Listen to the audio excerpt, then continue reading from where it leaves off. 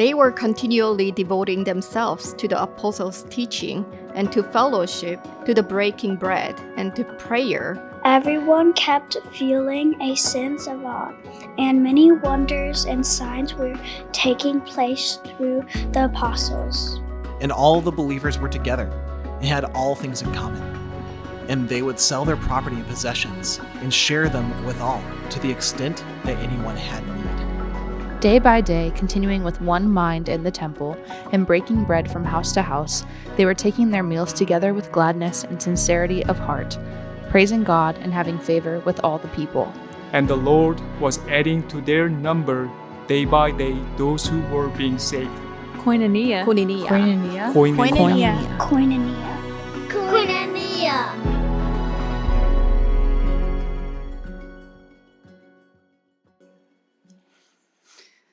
Good morning, Christian Fellowship. It is good to be with you this morning. A couple weeks ago, when I was up here and spoke, I told the story of my oldest son being born. And we were talking about what it was like to have near-death experiences. And that was one that I had had. And so I shared just a little bit about that, but I didn't kind of tell you the cool thing that happened at the end. So I'm going to do that this morning. But we had been in the hospital for a while, had some complications, and it looked like there for a little bit that my life was in danger, his life was in danger, and things were pretty tense. But the doctors came through, God came through, and our son was born. He was 3 pounds, but healthy. And so when it was time for us to go home, after we'd been there a while, I did not know what to expect. I think I shared we hadn't had a baby shower yet because he was so early, and we didn't have the things that we needed. But when I got home, I was really surprised because we had been part of a small group during this time, a group of young marrieds that were about the same age, and we were part of the same church. And we were just kind of living life together, trying to get to know what it felt like to be newly married and to start our families. And when we got home, I walked in and they had come over. They had cleaned my kitchen, done the dishes. The whole house was clean. They'd mowed the yard. Our refrigerator and such was stocked with groceries and everything that they could possibly think of that would be helpful to us for when we came home was done. And then they had a baby shower for us and helped us, get some of those things we needed as new parents. And those are friends that I will never forget. A lot of them are still in our lives today. And as I was thinking about this and talking about it this recently, Mark Galaski, one of our pastors here, said, I've got to tell you my story, my similar story of kind of our small group or a group of people coming through for us. And so he shared that before he and Lori were married, so this would have been back in the 80s, he was part of a young adult small group in St. Louis. And there was a group of 20 or so of them, and they headed over to their leader's townhouse one night in February for a birthday party. And so they were gathered around for the birthday party and having such a good time that none of them was paying attention to what was happening outside. And so by the time it was time to go home, they realized that it had snowed enough that there was no way they could go anywhere. And so it turns out that this snowstorm was one of the biggest in St. Louis. They ended up getting 23 inches of snow, had 6-foot snow drifts.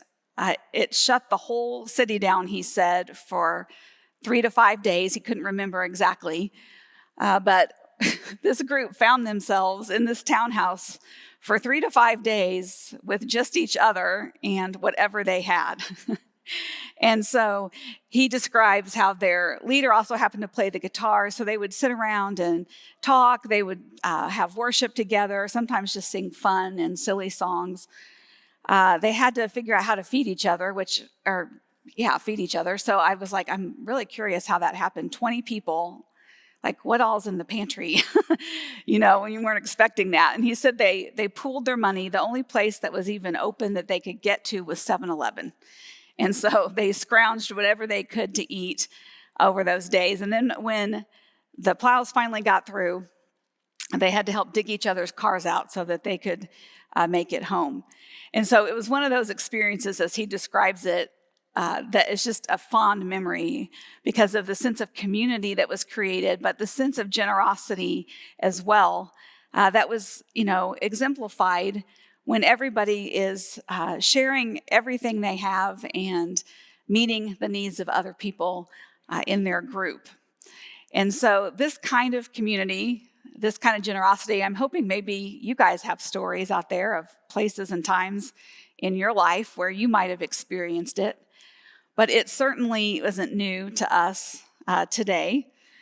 Our small groups are not the first place that we've experienced this kind of community. In fact, a description of this kind of living is found in Acts 2, 42 through 47, which are the verses that were on the opening video. In Luke, the author of the book of Acts describes the life of the church after Jesus' resurrection. So coming out of the Easter series, we've walked through kind of the events of Easter, the resurrection, what life after the resurrection looked like. And so we're still in that time frame. This is the early church meeting together. And so this is what Luke says. We're going to read these verses together. It says, "They were continually devoting themselves to the apostles' teaching and to fellowship and to the breaking of bread and to prayer. Everyone kept feeling a sense of awe, and many wonders and signs were taking place through the apostles. All of the believers were together, and they had all things in common. They would sell their property and possessions and share them with all, to the extent that anybody had a need. Day by day, continuing with one mind in the temple and breaking bread from house to house, they were taking their meals together with gladness and sincerity of heart, praising God and having favor with all the people. And the Lord was adding to them day by day those who were being saved." Now these verses, like I said, Acts 2, follows directly on the story of Pentecost. So the Holy Spirit had been experienced powerfully by the new believers back then. Peter had given the first Christian evangelical message, and the response was tremendous.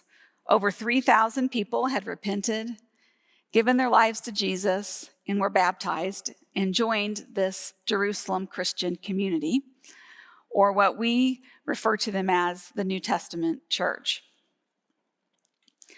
The passage reminds us that the church was not a human invention. The church was God's plan for all of us, all of his children, and he's given it a mission. In this account, we see that everybody was all in. Because if you think about it, no one had to tell these believers to go to church or to join the church or to be the church. They were the church. They just were. It was the most natural, joyful thing that they could do as an overflow of what God had done for them, what Jesus had done on the cross. Now, this passage early on talks about the things that these believers did together, or the things they devoted themselves to teaching, to fellowship, to the breaking of bread, and to prayer. It also describes how they lived, hosting each other in each other's homes, sharing what they had, serving one another, and giving to those in need. This lifestyle, it was a new reality. It was a new reality of generosity and giving. The salvation message set the early church free. Can you picture this? They were set free. The power of Jesus' life was pressing into all the normal, ordinary, everyday, routine kinds of things that they were doing and drawing them into something new, something different that they hadn't experienced before. From this newfound freedom and identity in Christ, their natural response was joy. And they lived in awe of what God had done for them. It bubbled over. It stirred up thanksgiving and joy in their hearts. Now, this space of the common or the ordinary, It's at the space of their life stories, their life projects, their plans, and their purposes. Everything about them was intercepted, or you might say interrupted, with a new orientation. This commonality was created by the Spirit. These believers' time and their talents and their treasures, everything, their possessions, was all used by Jesus into this new reality. A new kind of generosity was exposed at this moment, one that bound them together as people, and then their possessions soon followed. Now, these actions, this way that they lived, this lifestyle, can be summed up in the Greek word koinonia. Koinonia. In simple terms, koinonia means participation, it means fellowship, and it means to share in something together. It is a lifestyle, and it's a family fellowship that was expressed in this early church life. Another way to describe koinonia would be to simply say Christian fellowship. Christian fellowship. It's kind of neat, isn't it? Koinonia literally means Christian fellowship, the name of our church. So Acts 2 describes here a new reality of generosity in the early church, and it's called koinonia. But in a lot of ways, koinonia is hard to sum up in just one word or even a few sentences because it's a lifestyle. It's a resurrection form of living. And that warrants spending some time discussing it and describing it. It's a lifestyle that should inspire us to be the church and to be generous both as givers and receivers as we host, share, serve, and give. So that's what we're going to be dedicating the next 4 weeks to, including today, here on Sunday morning, is looking specifically at this passage in Acts 2 and looking at what it looks like to break down these different ways of generosity that this community experienced. So again, those are hosting, sharing, serving, and giving. Because koinonia was made up of concrete ways that this new community gave and received love. This is what they're doing. They're giving and receiving love with each other, and it was made up of concrete or very practical ways. So let's think about it this way. This is a quote I found that I liked, and it made me stop and think. And so the person quoting is referring to Luke, because Luke is the author of the book of Acts, where our scripture's found. So he says, Luke gives us sight of a holy wind blowing through the structured and settled ways of living and possessing, and it was pulling things apart. People caught up in the love of God not only began to give thanks for their daily bread, but daily offered to God whatever they had that might speak of this gracious love to others. Okay, so not only did these folks give thanks for their daily bread, but they began to offer to God daily things that might speak love to others. Now, as I was reading this, it made me think of our van and my husband.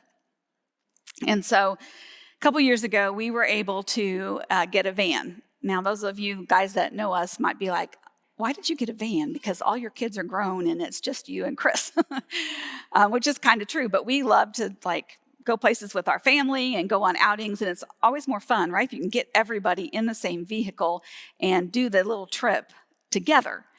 And so he really wanted to get a van so that we could do this and we could take people places.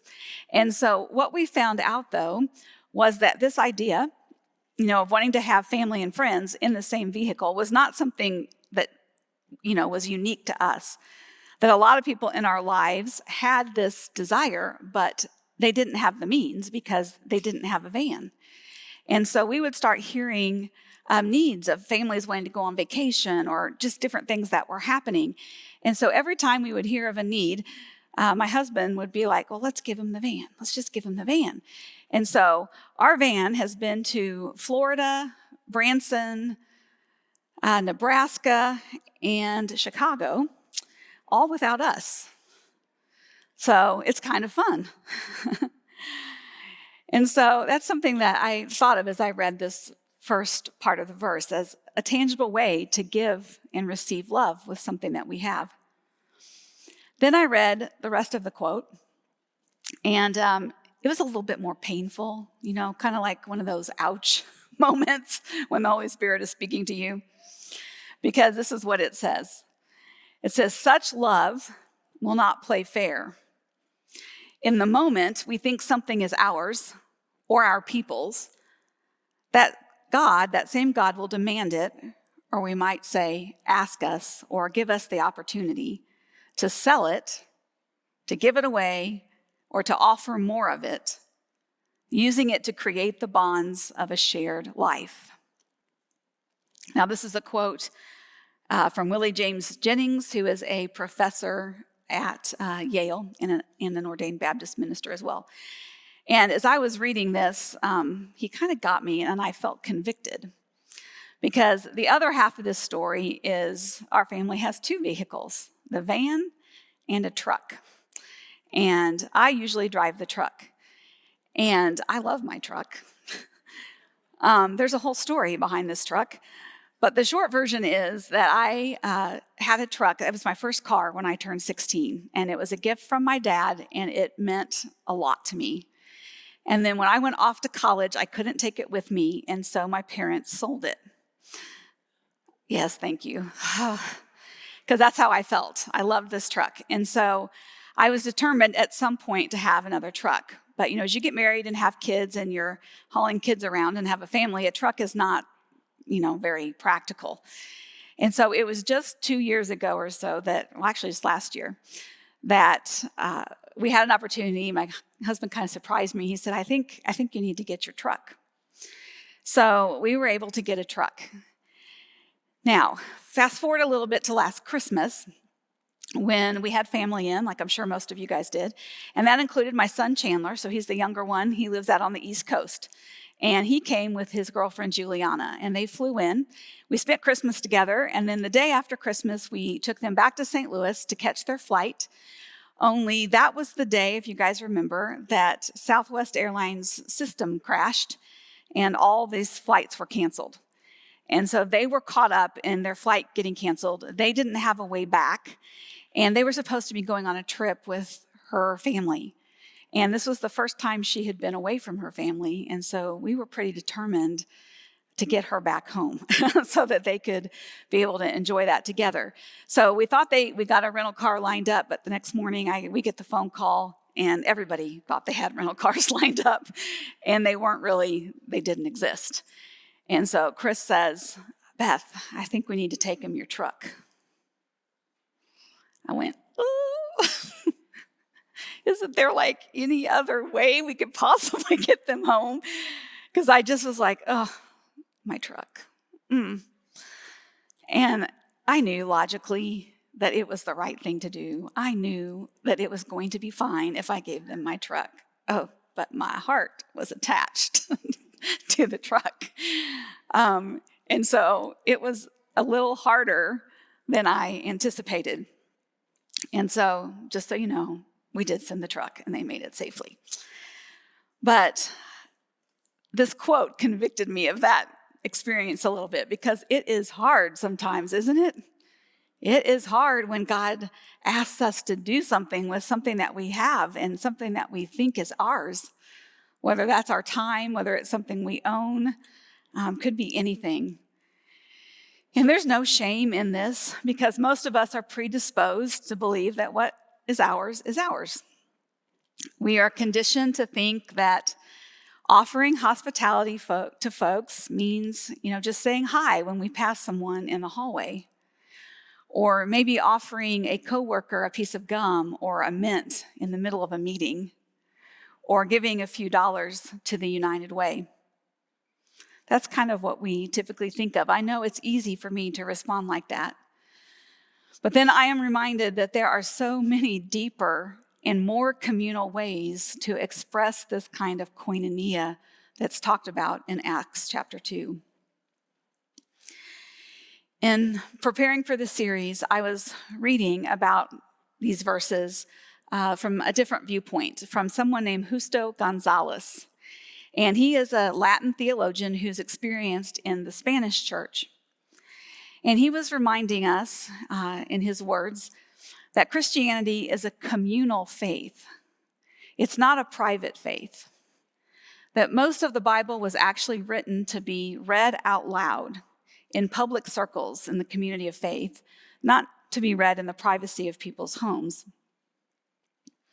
In fact, I wonder if you knew that in the Spanish language, there is a second person plural tense.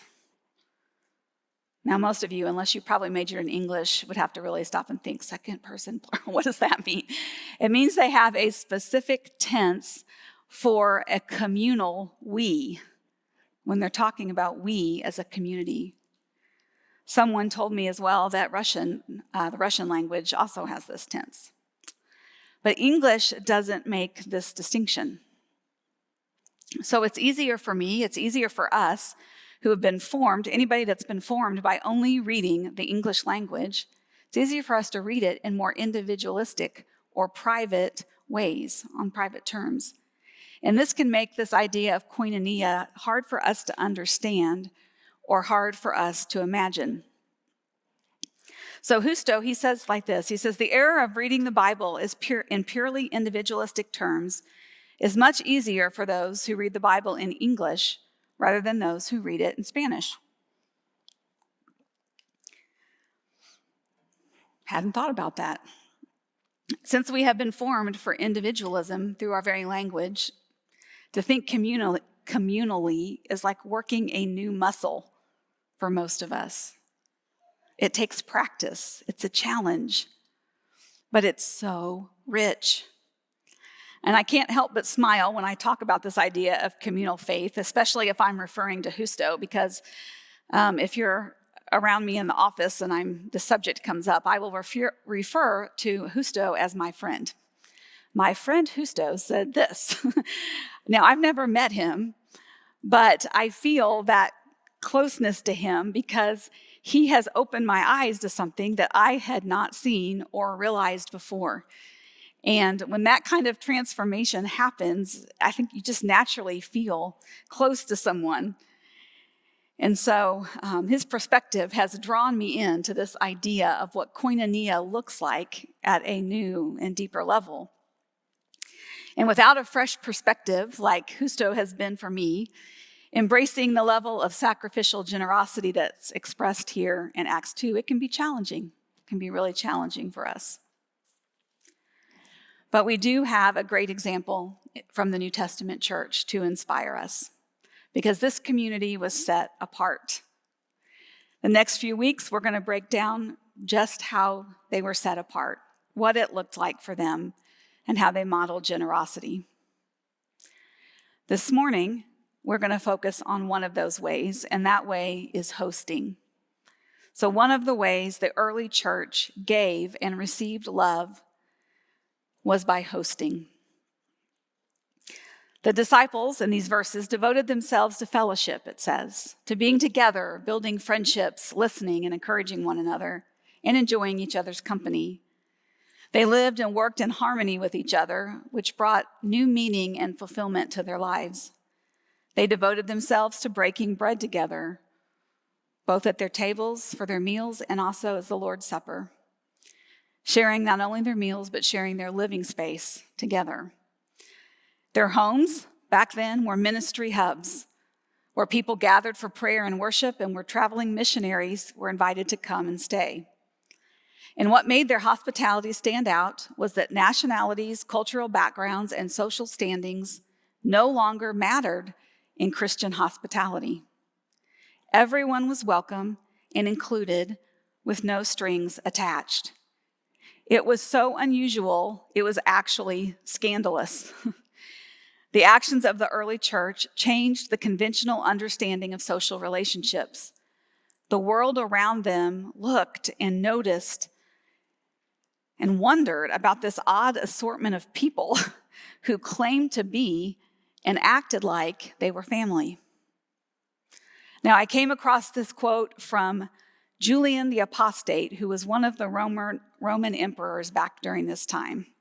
And this is how he talked about the early church. He says, "These impious Galileans not only feed their own poor, but also ours, welcoming them into their agape," which means love. "They attract them as children who are attracted with cakes." Can you hear the disgust in his voice? "They see their love feasts and their tables spread for the indignant. Such practice is common among them and causes a contempt for our gods."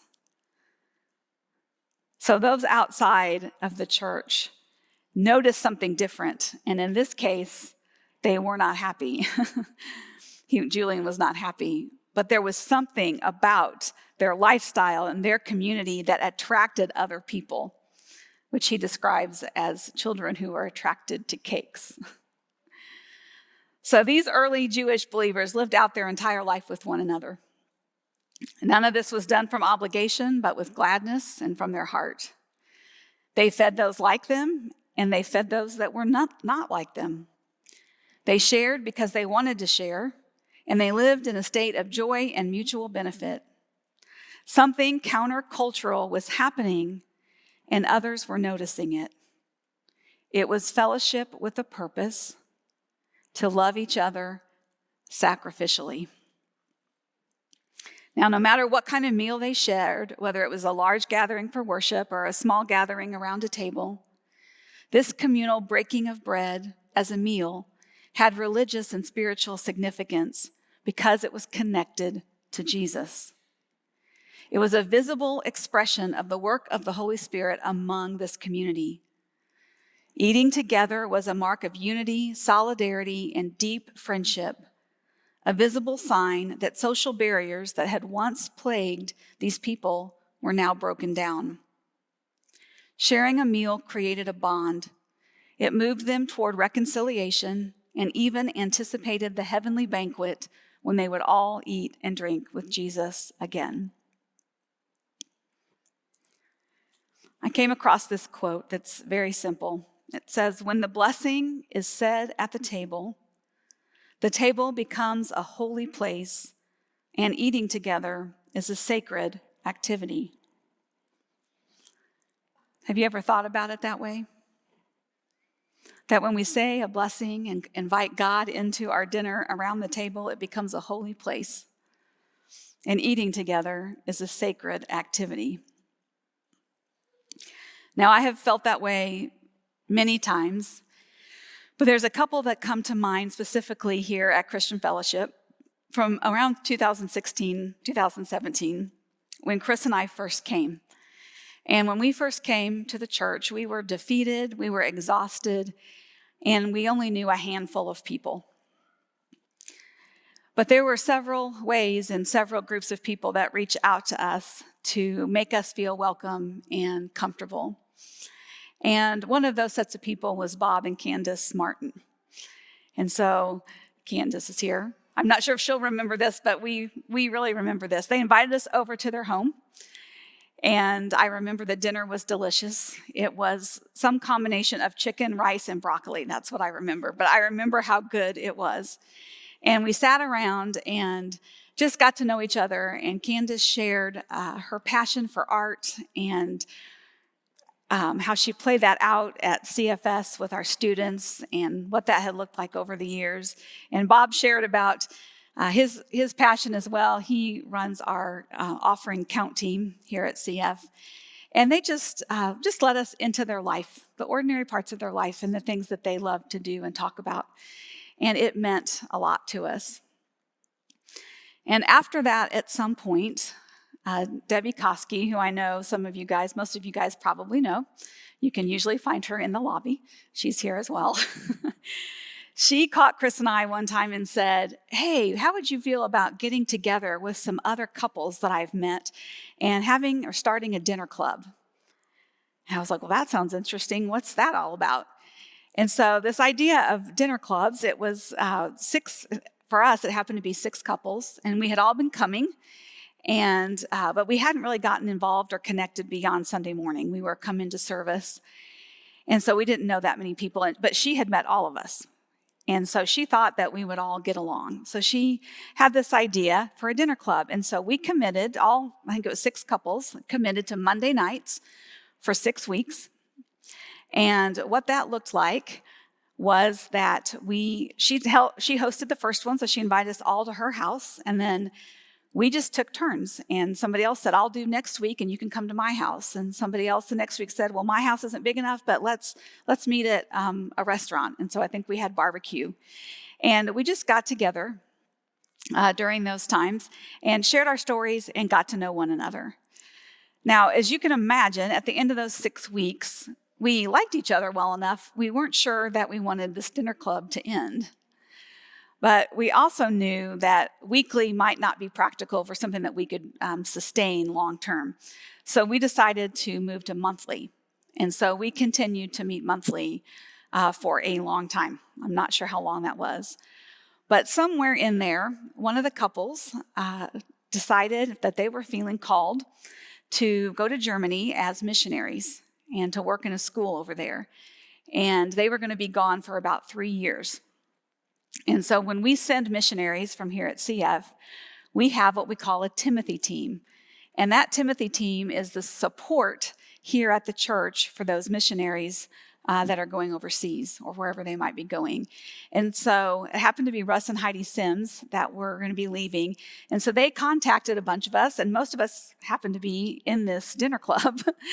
And so asked us to take on these various parts, to be their prayer partners and to pray for them and for us to stay connected with them so they could know what was going on here at Christian Fellowship when they were away, so that when they came back, they would integrate easily back into the church here. And so our group committed to do that. We had chances to Zoom with them. We got together when they were able to come home and things like that. And so today still they're back, and we're still very good friends with all of these couples. And it was something that made a big difference in our sense of community coming into CF, and just the chance we had to do life with other people. So this gift of hospitality, and specifically hosting, mattered to the early church, and it matters to us today as well. I want to give you one other example of what it looked like, because it can often look different in different cultures. And so I asked Oi Peng, one of our members here, if she would describe what hospitality and hosting looked like for her, what she remembered growing up. So this is what she says. In the Chinese culture, hospitality is revered. Showing kindness to guests, even strangers, is expected. A basic way of sharing hospitality is through a meal.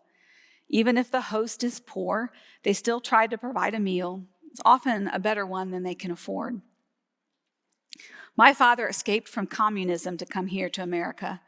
He became a chef and was instrumental in feeding people every day, usually including on Christmas. Mother and I would usually go to Larry Rice's center to help serve meals and bring presents to the homeless of St. Louis. One year, we decided to do something different. We invited people from our church who were without family to have Christmas dinner at my father's restaurant. The camaraderie was good, and we made friends that we had for years. Our family felt so blessed to be able to help others and to give them a sense of loving family that cared for them. That's Oi Peng's story. Now, when I was talking about hospitality to other members of our oneness team who all come from different cultures, they began sharing about how hospitality looks different for them. And in African culture, for example, visiting people in their homes is something that's very common and something that they love to do. In Mexico, when they think about giving gifts, something old is treasured and is more valuable than something new, because it means something personal coming from the person who's giving it. They also shared that attention, offering our time and our attention and listening and compassion, are resources that we have to share that are showing hospitality.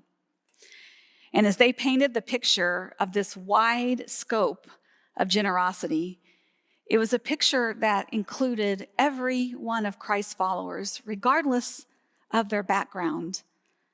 This idea of koinonia includes everyone. And as they began sharing, this series that we're doing actually began to take a new shape. And generosity took a new look, as it does when we expand our perspective.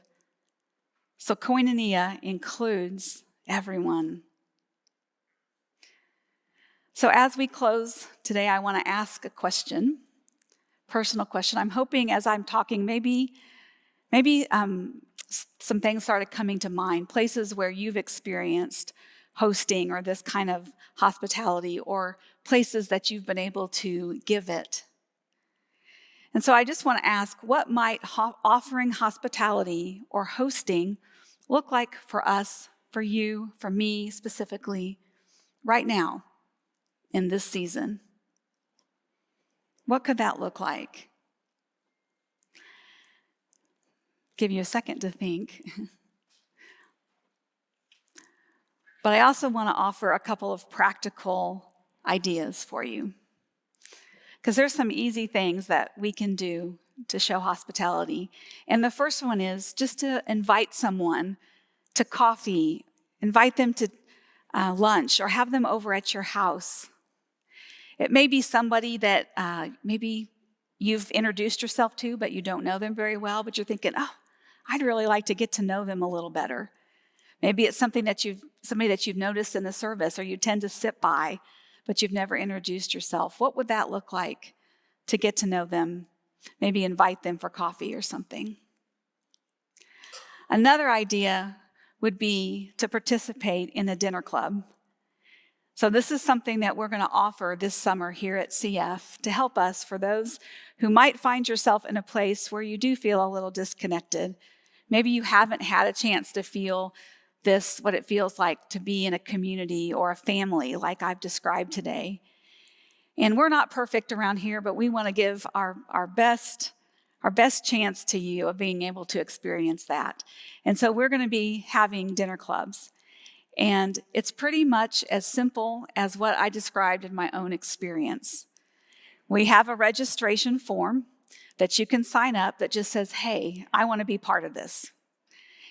And that registration form gives you the ability to choose the time frames that work for you. So Monday nights, Wednesday nights, Saturday breakfast, Sunday lunch. You're just going to be able to check, hey, these are ones that would work for me. And then we're going to do that. We're going to take the names over the course of May, and then the staff, we're going to try and work a little magic and put those groups together into clubs based on the times that you're available. And then we're going to contact you and let you know. And the person coordinating the group will offer to host the first night at dinner club. And then each group will work out their schedule on their own, depending who's in the group. And these clubs will meet during the summer. So it's pretty open for you guys to be able to figure out how that's going to work best for you in your groups. So if that's something that you would be interested in, we can help you sign up at the Welcome Center. You can do that online at the website, and think about getting connected to a dinner club and maybe giving this a try and seeing what it would feel like to take a little risk to get to know some people that maybe you don't know as well yet. So we've talked about koinonia this morning. We've talked about what it looked like in the early church. And we've talked about the one way that we can give and receive love is through offering this kind of hospitality, through hosting, through opening our homes and our table. And next week, like I said, we're going to continue that. Steve will be back to talk with us about what sharing looks like. So I'm looking forward to that.